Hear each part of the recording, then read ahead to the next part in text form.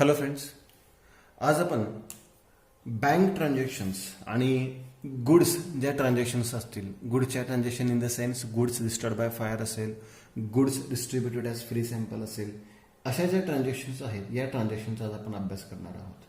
आता bank transactions म्हणजेच काय की ज्या ट्रान्झॅक्शन्स किंवा जे व्यवहार आपण बँकेमार्फत करतो किंवा चेकने करतो, NEFTने करत असेल, RTGSने करत असेल, त्याच्यानंतर DD काढत असेल आपण किंवा डेबिट कार्ड क्रेडिट कार्डचा उपयोग करत असेल, थोडक्यामध्ये आपण ज्या ट्रान्झॅक्शन्स बँकेमार्फत करतो त्या ट्रान्झॅक्शनची नोंद आपण व्यवसायाच्या पुस्तकामध्ये कशी करायची आहे ते आपल्याला पाहायचं आहे. आता त्याच्यामध्ये नॉर्मली आपण चेकचा वापर करतो आणि चेक हे दोन प्रकारचे असतात. दोन प्रकारचे चेक, एक असतो बेअर चेक. बेअर चेक जो असा चेक असतो की ज्याचे पैसे आपल्याला काउंटरवर रोख मिळतात, आणि दुसरा असतो क्रॉस चेक, त्याला आपण अकाउंट पे चेक सुद्धा म्हणतो, आणि याचे पैसे आपल्याला काउंटरवर मिळत नाही तर ते आपल्या खात्यामध्ये जमा होतात, आपल्या अकाउंटला ट्रान्सफर होतात. बरोबर, त्याची रोख रक्कम आपल्याला मिळत नाही, ते आपल्या अकाउंटला परस्पर जमा होतं, तर नंतर त्या अकाउंटवरून आपल्याला विथड्रॉ करावे लागतात. आता याच्यामध्ये चेकच्या कोणत्या ट्रान्झॅक्शन्स असतात, म्हणजे त्याला आपण बँक ट्रान्झॅक्शन म्हणतो, ह्या कशा पद्धतीने आहेत ते आपल्याला पाहिजे आहेत. नॉर्मली घेत आपण number first, purchase goods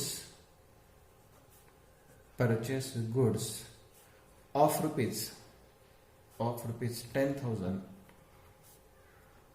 comma issued cheque किंवा पेड चेक म्हणू शकतो आपण. आता जेव्हा फक्त चेकचा उल्लेख केला असेल, जेव्हा फक्त चेक असेल तेव्हा तो अकाउंट पे किंवा क्रॉस चेक असतो, हे लक्षात ठेवा. आणि जेव्हा स्पेसिफिकली बेअरर चेकचा उल्लेख केला असेल तेव्हाच तो बेअरर चेक असतो, अन्यथा हा क्रॉस चेक असतो. कारण की क्रॉस चेक हा नॉर्मली बिझनेस ट्रान्झॅक्शनमध्ये आपण यूज करतो, कारण की हा सेक्युअर असतो. मग इथे माल खरेदी केला म्हणजे माल येणार, म्हणजेच गुड्स ऑब्लिक परचेसेस अकाउंटला डेबिट करणार आपण. Goods oblique purchases account debit 10,000 rupees. 2, आपल्याकडून काय जाणार आहे, तर आपण चेक दिलेला आहे, त्यामुळे आपण चेक दिला आणि त्या चेकचे पैसे त्या व्यक्तीला बँकेतून मिळणार आहेत. म्हणजे आपल्याकडून चेक जाणार आहे, पैसे जाणार नाही, त्यामुळे ते कॅश लिहायचं नाही, तर ते पैसे कुठून जाणार आहेत, बँकेतून. देणारी कोण आहे, बँक आहे, म्हणजे टू बँक अकाउंट 10,000 रुपीज. आता हे सिंपल पद्धतीने लक्षात ठेवायचं असेल तर मी तुम्हाला एकच प्रश्न सांगेन किंवा एकच पॉईंट सांगेन. बघा काय पॉईंट सांगेन, काय नोट सांगेन मी तुम्हाला. ही नोट तुम्ही कायमस्वरूपी लक्षात ठेवा, जेणेकरून तुमच्या लक्षात राहील. फक्त बेअरर चेक मिळाला, फक्त बेअरर चेक मिळाला तरच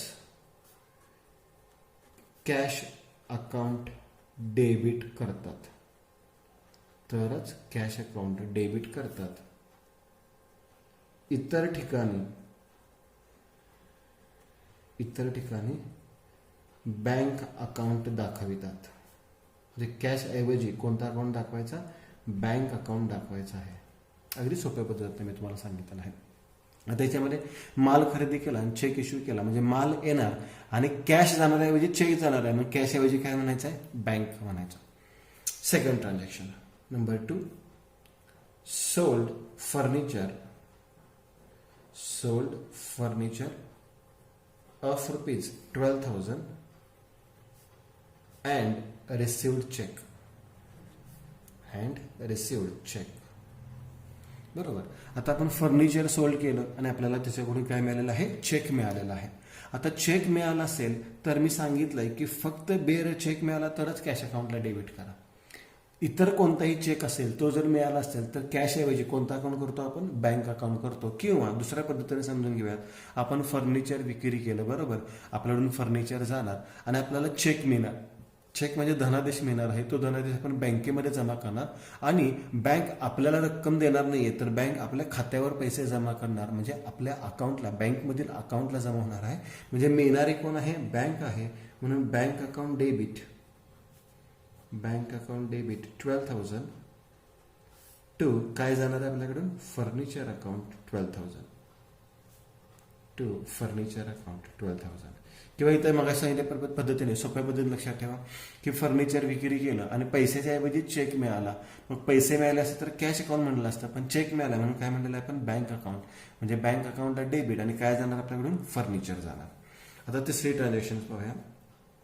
bought, BOUGHT, bought machinery of rupees 5,000 paid by bearer check. आता इथे बेअरर चेकचा मी उल्लेख केलेला आहे, पण हा बेअरर चेक रिसिव्ड नाहीये, तर मी कॅश अकाउंट म्हणायचा नाहीये, त्याला बँकच म्हणायचं आहे. का? त्याचंही कारण सांगतो. आता आपण मशिनरी खरेदी केली, आपल्याकडून काय येणार आहे? आपल्याकडे मशिनरी येणार आहे, म्हणजे मशिनरी अकाउंट डेबिटेड 5,000 टू. आपल्याकडून रोख रक्कम जाणार आहे का? नाही. आपण त्याला बेअरर चेक दिला, त्या चेकचे पैसे त्या व्यक्तीला कोणाकडून मिळणार आहेत? बँकेमार्फत मिळणार आहेत. म्हणजे आपल्या वतीने पैसे कोण देणार आहे? बँक देणार आहे. म्हणून बँक अकाउंटला काय होणार आहे? क्रेडिट द गिव्हर, म्हणजे बँक अकाउंटला क्रेडिट झालं. म्हणजे या तिन्ही ट्रान्झॅक्शनमध्ये आपण कॅश ऐवजी कशाचा उल्लेख केलेला आहे? बँकचा उल्लेख केलेला आहे. जर नॉर्मल चेक असेल, फक्त चेक शब्द वापरला, अकाउंट पे शब्द वापरला, क्रॉस चेक शब्द वापरला, तर तुम्ही बँकचाच उल्लेख करायचा आहे. बेअरर चेक दिला असेल तरी सुद्धा बँकच येणार आहे, पण बेअरर चेक जर मिळाला तर त्या बेअरर चेकला कॅश म्हणायचं आहे. एवढाच पॉईंट लक्षात ठेवा. मग ही जी चौथी ट्रान्झॅक्शन आहे याला मी स्टार करतो आणि एवढीच ट्रान्झॅक्शन व्यवस्थित लक्षात ठेवा. Received a bearer cheque of rupees 10,000 from Ram यांच्याकडून बेअरर चेक 10,000 रुपयाचा मिळाला. आता बेअरर चेक मिळाला तर तुम्ही इथे म्हणू शकता की आपल्याला चेक मिळणार आहे, बरोबर. पण त्या चेकचे पैसे आपण बँकेमध्ये आपल्या खात्यावर जमा होणार नाहीत. काउंटरला त्याची रोख रक्कम लगेच मिळणार आपल्याला. म्हणजेच बेअरर चेकलाच आपण काय म्हणू शकतो? कॅश म्हणू शकतो. म्हणजेच cash account debited 10,000 to Ram account. देणारा कोण आहे? राम आहे. To Ram account 10,000. हां, इथे जर क्रॉस चेक शब्द असता तर कॅश ऐवजी काय लिहिलं असतं? बँक. कारण की ते पैसे आपल्या अकाउंटवर म्हणजे बँकेमध्ये जमा झाले असते, म्हणजे बँक मिळणारी असते, असं लक्षात ठेवा. म्हणजे इथे काय लक्षात ठेवायचं आहे? जर चेकच्या ट्रान्झॅक्शन दिल्या, कोणताही चेक तुम्ही इश्यू केला तर बँकच येणार आहे. कोणताही चेक इश्यू केला तर बँक अकाउंटलाच क्रेडिट होणार आहे. क्रॉस चेक किंवा नॉर्मल चेक मिळाला तर बँक अकाउंटला डेबिट होईल, परंतु बेअरर चेक मिळाला तर बँक अकाउंट ऐवजी काय होणार आहे? कॅश अकाउंटला डेबिट होणार आहे. म्हणजे हा एक रूल आहे, हा एक नियम आहे. हा नियम फक्त लक्षात ठेवा. आता अजूनही काही ट्रान्झॅक्शन आपण प्रॅक्टिससाठी घेणार आहोत. Transaction number 5. Sold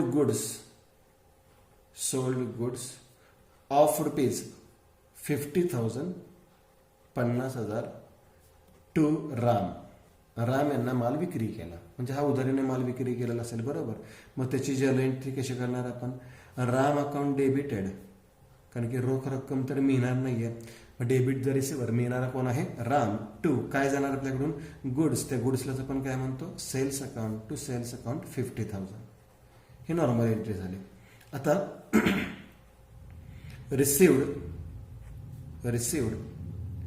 A bearer cheque. Received a bearer check of rupees 48,000 from Ram in full settlement of his account. आता याच्यामध्ये एक पॉईंट लक्षात घ्या. जेव्हा ट्रान्झॅक्शनमध्ये इन फुल सेटलमेंट शब्द येतो तेव्हा त्या एंट्रीमध्ये काय येणार आहे? डिस्काउंट अकाउंट हा येणारच आहे. आता बेअरर चेक मिळाला, मी मगाशी सांगितलंय की बेअरर चेक मिळाला तर त्याला आपण काय म्हणतो? कॅश. आता इथे क्रॉस चेक असता किंवा फक्त चेकचा उल्लेख केला असता तर कॅश ऐवजी काय म्हणलं असतं? बँक म्हणलं असतं. लक्षात ठेवा. मग बेअरर चेक मिळाला म्हणजे आपल्याला काय मिळालेलं आहे? कॅश. मग कॅश अकाउंट डेबिटेड 48,000. आता ज्या बाजूला कॅश अकाउंट किंवा बँक अकाउंट येतो त्याच बाजूला कोणता अकाउंट येतो? डिस्काउंट अकाउंट येतो. आता कॅश मिळाली म्हणजे डिस्काउंट दिला असणार आपण. Discount allowed account debit to कोणाकडून मिळालेला आहे? राम अकाउंट. आता रामचा अकाउंट किती रुपयाचा होता? इथले ट्रान्झॅक्शन विचार घेऊ नका, फक्त हे ट्रान्झॅक्शनचा विचार करतोय आपण. रामला किती रुपयाचा माल विक्री केला होता? 50,000 रुपयाचा. म्हणजे रामकडून आपणास किती रुपये येणे होते? 50,000 रुपये येणे होते. त्यापैकी 48,000 म्हणजे 48,000चा चेक मिळाला, बेअरर चेक. म्हणजे आपला डिस्काउंट किती रुपये असणार आहे? 2,000 रुपये डिस्काउंट असणार आहे. म्हणजे या पद्धतीने तुम्हाला कॅश आणि बँकच्या ट्रान्झॅक्शन दाखवावे लागतील.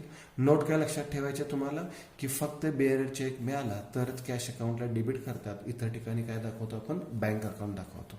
अजूनही काही ट्रान्झॅक्शन आपल्याला याच्यामध्ये पाहायचे आहेत. त्या ट्रान्झॅक्शन आता नीट समजावून घ्यायचे आहेत. बरोबर. पहा आता पुढची ट्रान्झॅक्शन नंबर 7. रिसिव्ड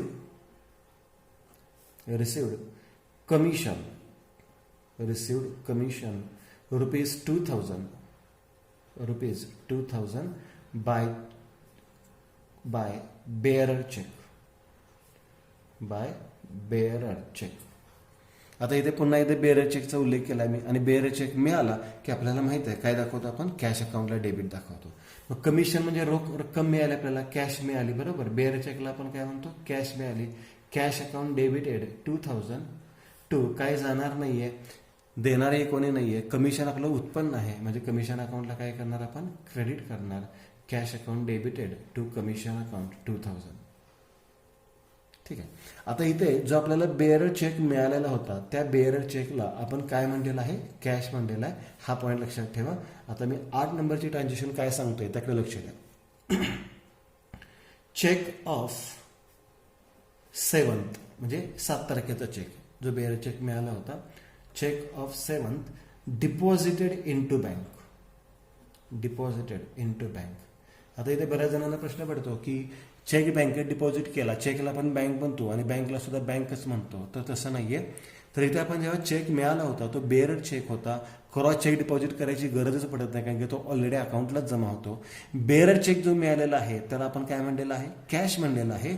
म्हणजे चेक ऑफ 7th किंवा बेअरर चेकला आपण काय म्हणू शकतो? Cash deposited into bank. लक्षात घ्या. मग कॅश बँकेमध्ये डिपॉझिट केली, मिळणारी कोण आहे? Bank. Debit the receiver. Bank account debited. किती रुपयाचा चेक होता तो? 2,000 रुपयेचा. टू बेअरर चेकला काय म्हणतो आपण? Cash account 2,000 rupees.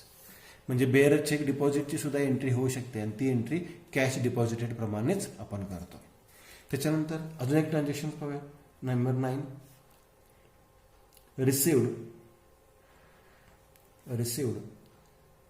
Rent ₹3,000 by cheque. आपल्याला चेक मिळालेला आहे. कशा संदर्भातील? रेंट, भाडं मिळालेलं आहे. आता भाडं रोख मिळालं असतं तर कॅश अकाउंटला डेबिट केलं असतं, पण कॅश ऐवजी चेक मिळालेला आहे म्हणजे कशाला डेबिट करणार आपण? बँक अकाउंटला डेबिट करणार. म्हणजे बँक अकाउंट डेबिटेड 3,000 टू काय जाणार नाहीये. बरोबर. रेंट आपलं उत्पन्न आहे म्हणजे उत्पन्न असेल त्याला क्रेडिट करतो आपण. Credit all incomes and gains to rent account 3,000.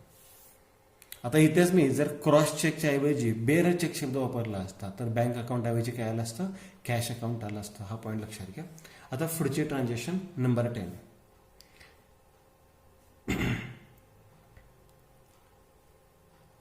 Received a cheque of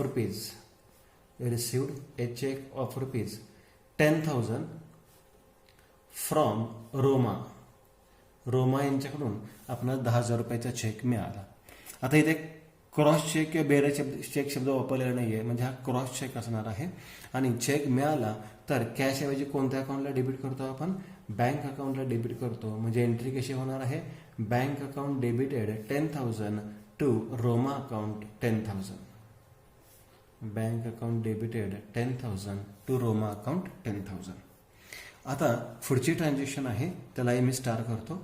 ही एक ट्रान्झॅक्शन महत्वाची आहे. चेक ऑफ रोमा म्हणजे रोमा यांच्याकडून जो चेक मिळालेला होता. Cheque of Roma being dishonour म्हणजे कॅन्सल होणे, रद्द होणे किंवा त्याला आपण म्हणतो न वटणे. म्हणजे त्या चेकचे पैसे आपल्याला मिळत नाहीत म्हणजे त्यांच्या खात्यावर तेवढे पैसे नसतील किंवा सही चुकली असेल, सही राहिली असेल किंवा काहीतरी मिस्टेक झाली असेल त्यामुळे तो चेक काय झालेला आहे? डिसऑनर झालेला आहे. आता अशा केसमध्ये आपण काय करतो तर जेव्हा जेव्हा डिसऑनर ट्रान्झॅक्शन असते तेव्हा रिव्हर्स एंट्री करायची. हा पॉईंट लक्षात घ्या. रिव्हर्स म्हणजे उलट एंट्री करायची. आपणास रोमा यांच्याकडून चेक मिळाला होता तेव्हा एंट्री काय केली होती आपण, bank account debit to Roma account. आता तो चेक कॅन्सल झाला, त्याचे पैसे आपल्या खात्यावर जमा होऊ शकत नाही आहेत, म्हणजे तो चेक आहे असा रोमा यांना परत रिटर्न करायचा आहे, म्हणजे याचे रिव्हर्स एंट्री होणार आहे. मग रिव्हर्स एंट्री कशी होणार आहे, Roma account debited to bank account 10,000. Roma account debited to bank account 10,000. या पद्धतीने म्हणजे अशाही ट्रान्झॅक्शन्स आपल्याला याच्यामध्ये पाहिजे आहेत. या झाल्या बँक ट्रान्झॅक्शन्स. याच्याही पेक्षा अजून डिटेल्स आपल्याला ट्रान्झॅक्शन्स पाहता येतील, पण त्यापूर्वी अजून आपल्याला पुढे एक पार्ट पाहायचा आहे गुड्सचा. मालाच्या संदर्भातील जर काही ट्रान्झॅक्शन्स असतील तर त्या ट्रान्झॅक्शन्स आपल्याला कशा करायच्या आहेत. आता गुड्सच्या ट्रान्झॅक्शन्स कोणकोणत्या, तर याच्यामध्ये नंबर फर्स्ट घेऊयात आपण. Goods of rupees 10,000 destroyed by fire. Goods of rupees 10,000 destroyed by fire. आगीमध्ये 10,000 रुपयाचा माल खराब झाला किंवा नष्ट झाला. आता याच्यामध्ये एक पॉईंट तुम्ही लक्षात घेऊ शकता की आगीमध्ये माल खराब झाला, आपल्याला काय मिळणार आहे का, नाही, म्हणजे काहीच येणार नाहीये, मिळणार आपण कोणी नाहीये. पण खर्च किंवा नुकसान आहे का, तर तुमच्या लक्षात येईल डिस्ट्रॉयड बाय फायर म्हणजे आगीमध्ये माल खराब झाला म्हणजे आपलं काय आहे, नुकसान आहे. आणि नुकसानीला काय म्हणतो आपण, लॉस. कशामुळे नुकसान झालंय, बाय फायर, म्हणजे loss by fire account debit 10,000 to काय जाणार आहे आपल्याकडून, तर गुड्स जाणार आहे. आणि कोणता गुड्स जाणार आहे, तर goods destroyed by fire account to goods destroyed by fire account 10,000. आता बरेच लोक इथे गुड्स ऐवजी परचेसेस सुद्धा लिहितात. त्याचंही कारण आहे, कारण की जो माल आपण खरेदी केलेला आहे तोच माल आगीमध्ये खराब झाला असेल. परंतु काही वेळेस असं सुद्धा होतं की आपली जर मॅन्युफॅक्चरिंग कंपनी असेल तर आपण कच्चा माल खरेदी करतो, तो तयार करतो आणि पक्का माल आपण विक्री करतो. तो जर पक्का माल खराब झाला तर त्याला परचेसेस हा शब्द वापरू शकत नाही, म्हणून मी इथे to goods destroyed by fire account लिहिलेला आहे. म्हणजे एंट्री कशी होणार आहे, loss by fire account debit to goods destroyed by fire account. आता अशीच ट्रान्झॅक्शन्स पुढची सुद्धा पाहूयात. Transaction number 2, goods of rupees 8,000 stolen by theft, म्हणजे माल चोरीला गेला असेल. आता इथे सुद्धा शक्यता आहे माल चोरीला जाऊ शकतो. आता माल चोरीला गेल्यानंतर आपला फायदा होणार आहे का नुकसान होणार आहे, तर नुकसान होणार आहे. आणि नुकसान असेल तर त्याला डेबिट करतो, मग loss by theft account debit. Loss by theft account debit. किती रुपयाचा माल चोरीला गेलेला आहे, 8,000 रुपयाचा. टू काय जाणार आपल्याकडून, goods stolen by theft account. Goods stolen by theft account. फक्त गुड्स अकाउंट म्हणायचं नाहीये, तर पूर्ण ट्रान्झॅक्शन लिहायचे आहे, goods stolen by theft account. याच्याही पेक्षा अजूनही वेगळ्या ट्रान्झॅक्शन्स असू शकतात, त्या कोणकोणत्या ते आपल्याला लगेच पाहायचं आहे. आता याच्यानंतरची पुढची ट्रान्झॅक्शन आहे number 3, goods of rupees 10,000 distributed as free sample. Distributed as free sample. आता फ्री सॅम्पल म्हणजे आपण मोफत माल वाटतो. लक्षात घ्या, बऱ्याच ठिकाणी बऱ्याच केसमध्ये तुम्हाला माहित असेल मार्केटमध्ये बरेचसे प्रोडक्ट एकावर एक फ्री असतात किंवा एक प्रोडक्ट दुसऱ्या प्रोडक्टवर फ्री असतं. हे फ्री सॅम्पल का देतात, तर त्यांना त्या कंपनीचे काय करायचं, ॲडव्हर्टाईज करायचे असते. मग जाहिराती करता पैसे खर्च करण्यापेक्षा त्या जर वस्तू सुरुवात लोकांना दिल्या, वस्तू त्या लोकांना कळाल्या, त्यांना वापरल्यानंतर त्यांना पसंत पडले, तर आपला सेल काय होऊ शकतो, वाढू शकतो. म्हणजे हा एक जाहिरातीचाच प्रकार आहे की आपण मोफत माल का वाटतो, तर आपल्या कंपनीची काय होते, जाहिरात होते. मग इथे हा खर्च आहे, नुकसान म्हणण्यापेक्षा काय म्हणू शकतो आपण, खर्च. आणि त्या खर्चाला काय नाव देतो आपण, ॲडव्हर्टाइजमेंट, जाहिरात. किंवा त्याला तुम्ही फ्री सॅम्पल म्हणलं तरी चालेल. ॲडव्हर्टाइजमेंटलाच फ्री सॅम्पल सुद्धा म्हणतो. मग ॲडव्हर्टाइजमेंट किंवा free sample account debit 10,000 to आपल्याकडून पुन्हा एकदा काय जाणार आहे, goods distributed as free sample.